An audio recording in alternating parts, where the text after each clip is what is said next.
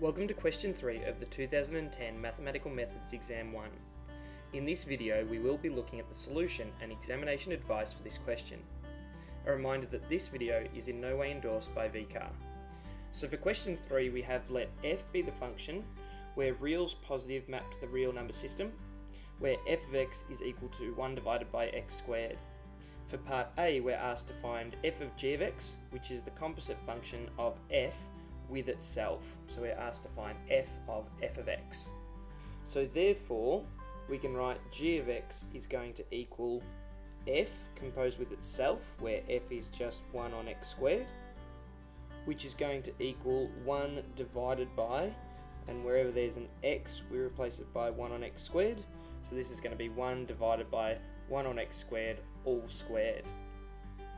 And now we need to simplify that.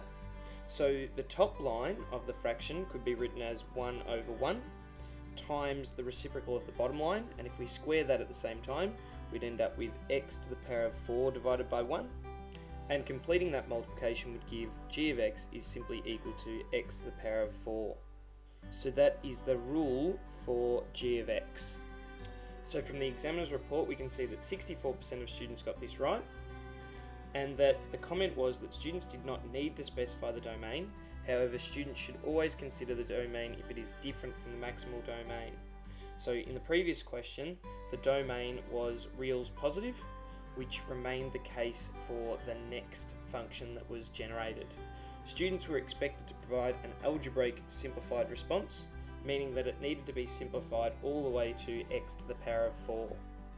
For part B, we're asked to evaluate g-1 of 16, where that term g-1 is the representation for the inverse function of g. And on the previous slide, in part A, we found that g of x was equal to x to the power of 4 when simplified. So in this video, we're going to do question B two ways. So we're going to use two methods, and you can then select whichever one you're most comfortable with in future exams. So method 1 is actually going to involve finding the inverse, or the rule for the inverse. So we know to do that we swap x and y.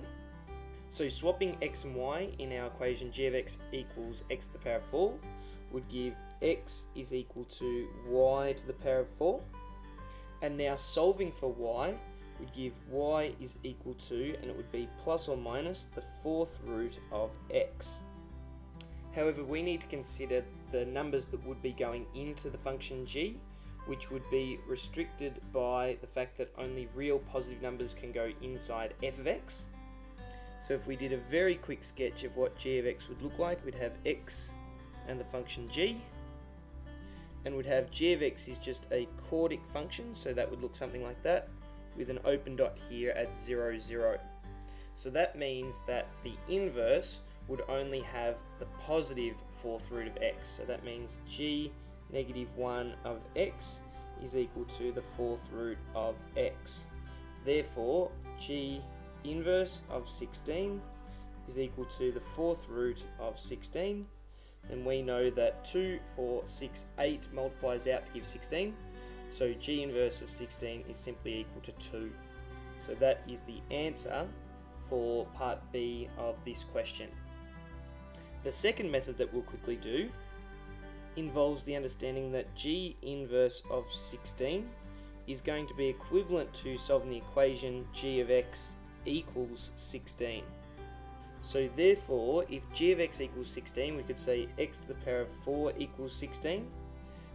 Now solving that as it is would give us x is equal to plus or minus 2. But for the same reasons as we discussed before, this graph only has positive values on it, so g inverse would only have positive values as well. In fact, if that's g of x, g inverse would actually look like this. So in green I've just drawn g inverse of x. So we know all of those x values are positive, and so are the y values for the inverse. Therefore we can make the same statement as before, and that is that g inverse of 16 is simply equal to positive 2. So we can see that both methods gave the same answer for this question. So from the examiner's report we can see that only about half of the students got this correct, and that the solution depended on the domain. So we discussed that quite a bit on the previous slide, but students were only penalised if they also included -2.